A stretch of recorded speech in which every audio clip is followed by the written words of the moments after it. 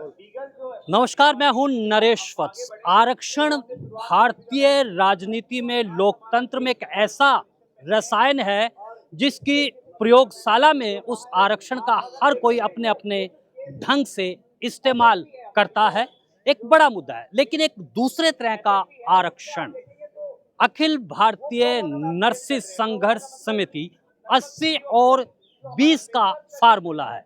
जी हाँ, 80 महिलाएं रहेंगी नर्सिस में और 20% पुरुष रहेंगे। इसी पर लेकर जंतर मंतर पर धरना हो रहा है और हमारे साथ एक शख्सियत हैं, दीपिका नारायण भारद्वाज, जो पुरुषों के अधिकार के लिए लगातार लड़ रही हैं। आज भी नर्सिस के इस आंदोलन को वो समर्थन देने आई थी। दीपिका जी, ये एक नया तरह का देख रहे हैं हम, 80 और 20 का फार्मूला। हम इस देश में कई फार्मूले देख रहे हैं, लेकिन ये जो फार्मूला है ये समानता को नहीं बढ़ा रहा है, असमानता की कहीं इसमें बू आ रही है। जी बिल्कुल नरेश जी, जैसा कि मैंने स्टेज पे भी कहा कि अगर आप इक्वालिटी के लिए काम करना चाहते हैं या काम कर रहे हैं या समाज में इक्वालिटी लाना चाहते हैं तो इक्वालिटी 50-50 होती है, इक्वालिटी 80-20 नहीं होती है। आप किसी भी हॉस्पिटल में जाके देख लीजिए, पुरुष जो साथी हैं, पुरुष जो नर्सेज हैं, वो उसी तल्लीनता से काम करते हैं, उतनी ही मेहनत से काम करते हैं जिस तरह से महिलाएं करती हैं। हैट्स ऑफ टू नर्सेज, वो लाइफलाइन है हमारे हॉस्पिटल्स की। डॉक्टर्स तो आते हैं और अपना काम करते हैं, लेकिन नर्सेज होती हैं जो पेशेंट्स की फुल टाइम केयर करती हैं। ये कह देना कि पुरुष नर्सिंग में उतने कैपेबल नहीं है या उतने रिक्वायर्ड नहीं है जितनी महिलाएं हैं, मुझे लगता है ये बहुत ज़्यादा गलत है। और जैसा आपने बोला, ये बिल्कुल वही है, आरक्षण की पॉलिटिक्स है। आप कहीं ना कहीं अगर आप पॉलिटिकल एनवायरनमेंट देखेंगे तो जब भी हमारे इलेक्शंस भी आते हैं तो महिलाओं के लिए फ्रीबीज अनाउंस हो रही हैं, महिलाओं के लिए स्कीम अनाउंस हो रही है, महिलाओं के लिए फ्री ट्रैवल अनाउंस हो रहा है। थोड़ा जोश लेके आते हैं। कोई भी पुरुष चाहे कितना भी गरीब ना हो, उसको नहीं आप फ्री ट्रैवल देंगे, क्यों?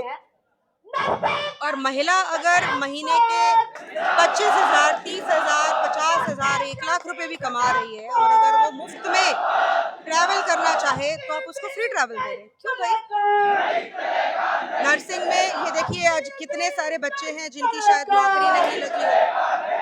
एम्स जैसी इंस्टीट्यूशन जो हमारी प्रीमियर इंस्टीट्यूशन है मेडिकल फील्ड में, क्यों इनको वो रखा जाए कि वो एम्स में काम नहीं कर सकते हैं? क्यों ऐसी डिस्क्रिमिनेशन करी जाए, क्यों ऐसी रिजर्वेशन करी जाए? ऐसे पहले भी बहुत सारे एफर्ट्स हो चुके हैं जिनको हमारी सुप्रीम कोर्ट ने डाइल्यूट करा है कि आप 80 नहीं कर सकते, आप 75 नहीं कर सकते, आप 50 फिर भी कर सकते हैं। तो हम लोग सुप्रीम कोर्ट में PIL भी हम लोगों ने फाइल करी हुई है, तो पिछले 4 साल से वो PIL जो है सुप्रीम कोर्ट में लंबित है। तो मैं तो यही आशा करूंगी कि सुप्रीम कोर्ट जल्दी से जल्दी इस PIL को डिसाइड करे, इस रूल को रिवर्स करे। और अगर रिजर्वेशन अगर आप करना चाहते हैं, पहली बात तो रिजर्वेशन होनी नहीं चाहिए। मैं रिजर्वेशन के बिल्कुल खिलाफ हूँ। मुझे लगता है कि बिलो पॉवर्टी लाइन को, पुअर लोगों को अगर आप रिजर्वेशन दें, समझ में आता है, उनको रिजर्वेशन मिलनी भी चाहिए, उनको हमें आगे लाना चाहिए। लेकिन कास्ट के बेसिस पे, क्रीड के बेसिस पे, रिलीजन के बेसिस पे, जेंडर के बेसिस पे जो राजनीति हो रही है रिजर्वेशन करके, ये खत्म होनी चाहिए। और ये भी उसी का एक उदाहरण है। तो हम पूरी कोशिश करेंगे ये जो रूल है एम्स का, जो डिस्क्रिमिनेटरी रूल है, वो वापस लिया जाए। और ये एक बड़ी बात है, मैं आपको दिखाऊंगा कि किस तरह से पूरे देश भर से यहाँ पर जो है वो स्टूडेंट्स पहुंचे हैं, नर्सिस उनको पहुंचे हैं। जी बताइए, क्या नाम आपका? कृष्ण कुमार है। कहाँ से आए हैं आप? सफदरजंग दिल्ली से। अच्छा, सफदरजंग। ये जो 80 और 20 का जो फार्मूला है, कैसे देखते हैं आप? क्या वजह क्या है, क्यों करना चाह रही है सरकार इसको ऐसा? सर, सरकार से आटे के बारे में तो उसको पूछा था, वो ओनली फॉर कंफर्टेबल के बारे में पूछ रहे हैं, कंफर्ट के बारे में पूछ रहे हैं, तो वो तो गलत ही है सर। इसके बारे में क्या, जैसे कोई सिचुएशन होती है तो हम ही आगे जाते हैं सर, OT में काम करते हैं सर, तो लेड एप्रिन का काम होता है, भारी काम होता है, वो हम ही उठाते सर। जो भी कोई काम स्ट्रिकल होता है तो हमें बोलते हैं। वैसे वो नहीं करते, ऐसा नहीं, वो भी करती है, पर सर जो जॉब लगती है तो उसके अंदर 80% लड़कियों को लेते हैं, ओनली फॉर 20% मेल नर्स लेते हैं। ये कहाँ से हुआ न्याय सर?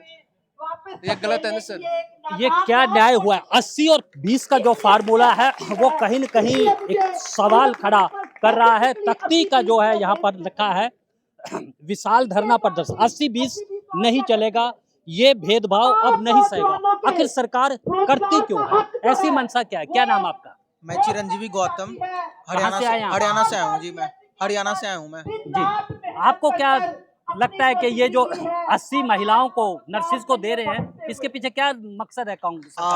ये सरकार की जो मकसद है ये बिल्कुल बहुत ही गलत वाली मकसद है। ये काला कानून 80-20 का जो काला कानून है, हम मेल नर्सेस के लिए बहुत अभिशाप का विषय है। आए दिन हमारी जॉब नहीं लगती 80-20 की वजह से। एक जगह पे 80 फीमेल काम करती है और 20 मेल काम करता है।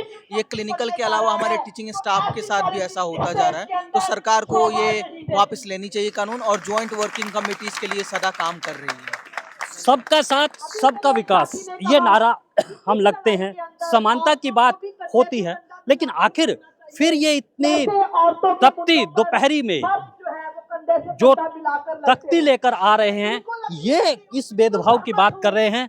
रिमूव 80-20 फीमेल मेल, ये क्या सरकार का फैसला है? ब्यूरोक्रेसी का फैसला है? इसके पीछे क्या आधार दिया गया है कि 80% नर्सिस महिलाएं होंगी, 20 पुरुष होंगे? पुरुष कैसे देखता है इसको? सर ये बहुत बड़ा दुर्भाग्य है कि 80-20 से पहले सर 19 से 80-20 नहीं था। उसके बाद में गवर्नमेंट को पता नहीं क्या कुछ, नहीं तो नर्सिस का कोई इसमें कोई मेंबर था, कोई था ही नहीं। उसके बाद मैंने 80-20 कर दिया। एक्चुअली मैं खुद गवर्नमेंट जॉब लगा हूँ, बट मैं इसको मतलब सही नहीं मानता कि 80-20 हटना चाहिए, जिससे काफ़ी सारे मेल नर्सेज जो MBBS नहीं कर पाते वो नर्सिंग में आते हैं, उनका फ्यूचर बहुत ख़राब हो रहा है। एक्चुअली मैं खुद गवर्नमेंट जॉब लगा हूँ, बट मैं इसको मतलब सही नहीं मानता कि 80-20 हटना चाहिए, जिससे काफ़ी सारे मेल नर्सेज जो MBBS नहीं कर पाते वो नर्सिंग में आते हैं, उनका फ्यूचर बहुत ख़राब हो रहा है। काफ़ी लोग जो उम्मीद भी छोड़ चुके हैं कि हमारा सिलेक्शन नहीं हो, इतनी अच्छी रैंक भी लेके आते हैं, उनका नहीं होता है। फीमेल का मतलब 10,000 रैंक पे भी सिलेक्शन हो जाता है, और लड़के 1500 रैंक आते हैं, 1000 रैंक में हो नहीं पाता। सर ये बहुत बड़ा दुर्भाग्य है कि सिलेक्शन बच्चे जो अपना ज़िंदगी है नर्सिंग को दे दी, बट उनका सिलेक्शन नहीं हो रहा है। पढ़ाई भी करते हैं, अच्छी रैंक भी आती है, बट उनको जो जॉब नहीं मिल पाती। और हम ये चाहते हैं कि 80-20 का जो रेशियो है ये हटना चाहिए, और भारत सरकार को इस पर संज्ञान लेना चाहिए कि जो काला कानून है इसको हटा के, और जो हेल्थ स्ट्रक्चर है वो ज़्यादा मजबूत हो। और जिसने प्रीमियम इंस्टीट्यूट पे 80-20 करेंगे तो आगे अच्छा नहीं होगा, क्योंकि यहाँ पे इतना बड़ा भेदभाव है कि 80-20 का ये रेशियो है। पहले सर ऐसा कुछ नहीं था। गवर्नमेंट ने अभी 19 में CIB की मीटिंग उसके द्वारा कि हम ये चाहते हैं कि 80-20 का जो रेशियो है वो हटना चाहिए। ये बहुत ज़रूरी मुद्दा है हमारे हेल्थ सेक्टर में, बहुत जरूरी मुद्दा है। और ये बात कही गई है कि कोरोना के समय में जो पुरुष नर्सिस थे उन्होंने बहुत सेवा की है, और नर्सिस हमारे समाज में एक ऐसा मुद्दा माना जाता है जो एक मानवता की सेवा के रूप में माना जाता है। चलिए हम कुछ बीच में और चलते हैं और उनसे बात करते हैं कि वो क्या सोचते हैं इस पूरे मामले पर। जी बताइए, कहाँ से आए आप? कहाँ से? जयपुर।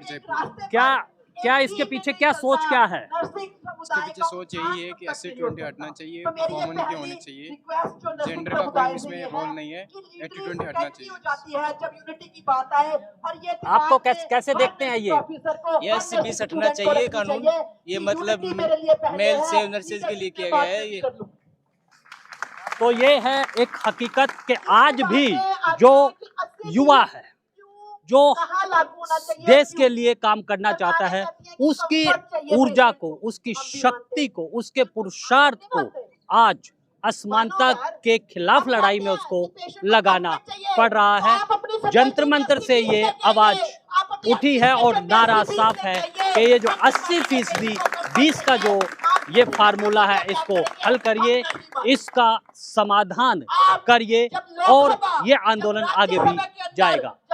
दिल्ली से नरेश।